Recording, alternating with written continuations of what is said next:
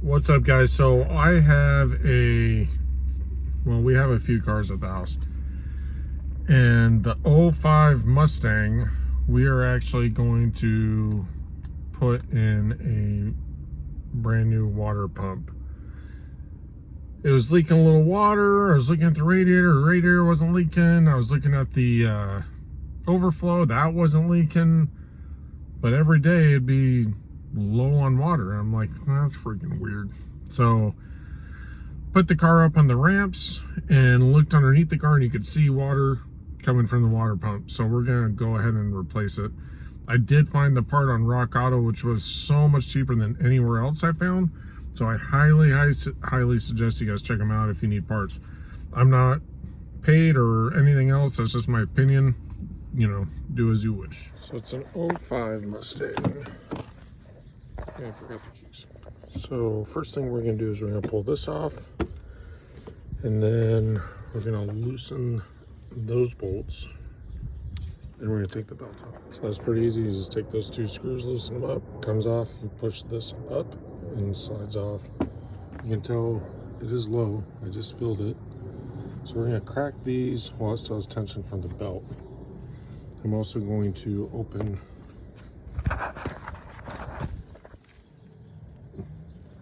the load to let all the water out. Right now it just has water in it, so that makes it easier.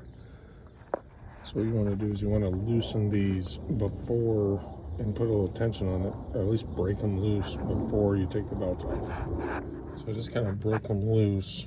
Now I'm going to take that tensioner and I'm going to pull it, and I'm going to take the belt off, but I'm going to take a picture of the belt layout first. Now that we have the belt off, we can slip that out of there. These are 10 millimeter. That is actually just a, just use that end of your wrench, you'll be fine. Now we can take that pulley off. And yeah, you can definitely see there's the pulley off, simple enough.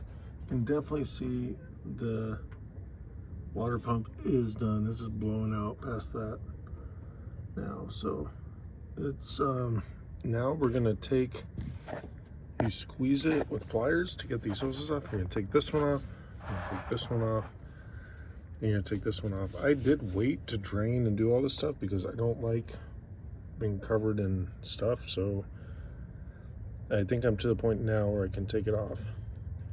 So essentially you just squeeze these and they slide back, which I already did. This water, this housing, which actually goes to the thermostat, be careful with it because it's plastic. Okay, I got that off. I tried to put my screwdriver in here to kind of wiggle it out slow, and then kind of just slowly worked at it, and I kind of twisted the pipe a little bit so it didn't do too much. But you could see even when I was trying to pull that off, this was wanting to move, so you need to really be careful with that. So next I'm going to take this hose off, and then this one, I'm going to start removing all these bolts, all the bolts on the water pump. Listen to this thing. You can hear it's just, I don't know if you can hear that on camera, but you can hear it's done. They shouldn't make a noise. So it looks like the pulley was 10 millimeters. The bolts on the pump look like they're 15/16. So I'm gonna start pulling each one of those bolts off. You can look at the other water pump to see the placement on where the bolts are too. So I got the new water pump. I drew a template off the gasket so I can put the bolts in here, but I think they're all the same size, but just in case I can put the bolts in each hole so I don't misplace which one goes where. Just the water pump I got off Rock Auto. I already took it out of the bags, and I got water pump gasket sealer, the gasket, and the pump, and it's a pretty good part. This is the part number right here. So if you're in a bind, you almost don't even need to drain the radiator, to be honest. But the problem is it's radiator fluid, so you don't want that going everywhere. In my case, there's only water in this because I've been messing with it. So I don't care because it's just water. So I took that one off. It's sitting there leaking, and I've been plugging away at the bolts. It takes a little bit of patience, but you can see where they're at. They're accessible enough not to want to make you hate life, but it's honestly, it's not horrific. It's not a bad job, but it's not like...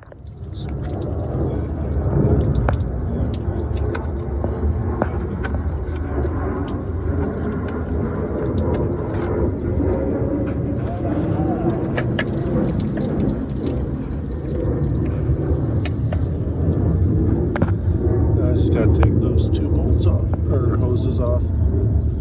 I didn't drain the radiator, that's why it's leaking out of here. So I got this hose off, which was a major pain in the rear, and I pulled it off. I'm trying to get this hose off, which is also a pain in the rear. That clamp has to go backwards, so it has room to clear the fan when you put it back on, but it makes it annoying. Yeah, this thing looks pretty rusty, crusty. It's definitely time for an upgrade. So I got this one off. I'm pretty sure it's the stock one. This car's got about 200,000 miles on it. I don't know if anyone knows. Oh, it does say Ford, so it probably is. But you turn this thing.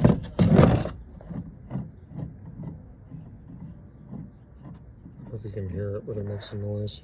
And it's, I think it's done. I think it's pretty well done. So, got our new one, gasket maker, gasket. The gasket that came out of this was actually a metal gasket. So I'm going to compare the two and make sure I got the right part. Already looks like it's good. Yeah, I think it's good. I'm looking at it right here, looks the same, so onward and forward.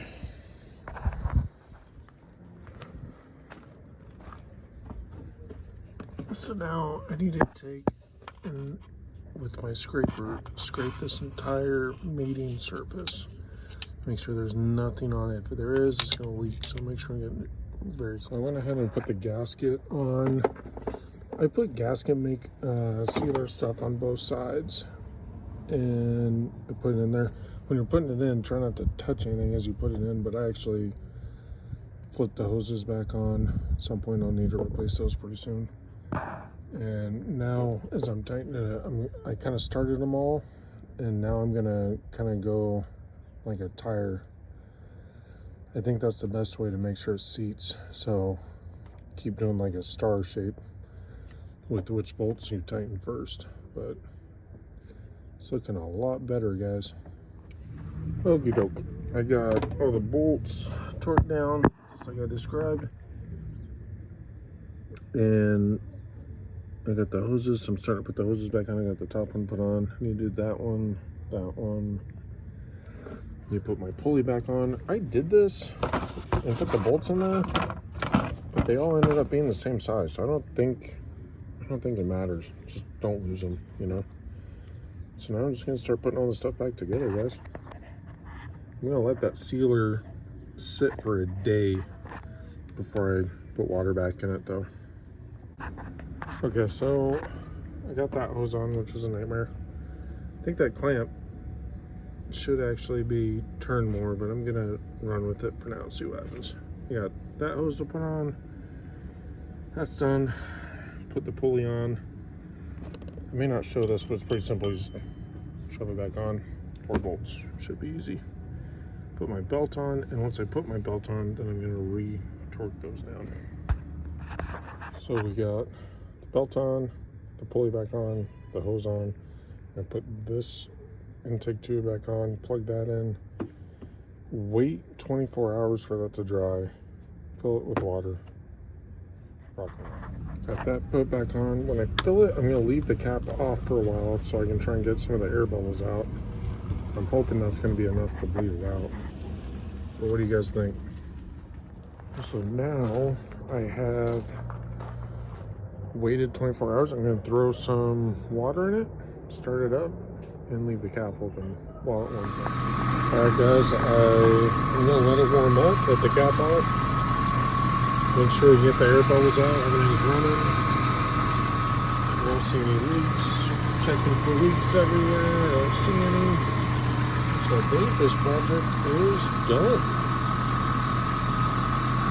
not too bad. Thanks for watching, guys.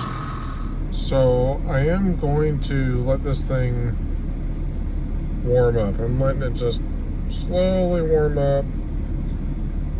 And once it gets to warm, that thermostat should open on the engine and it should release an air bubble, lowering the level I put in the coolant overflow. So I topped the overflow all the way to the very top.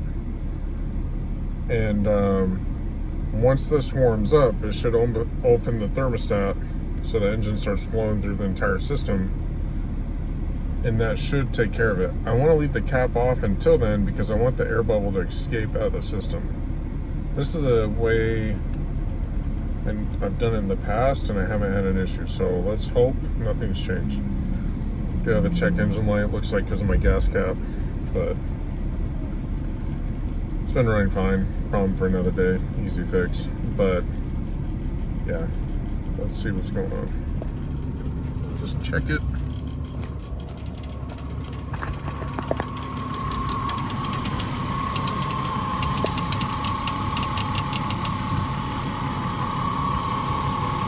Still warming up. Still don't see any leaks.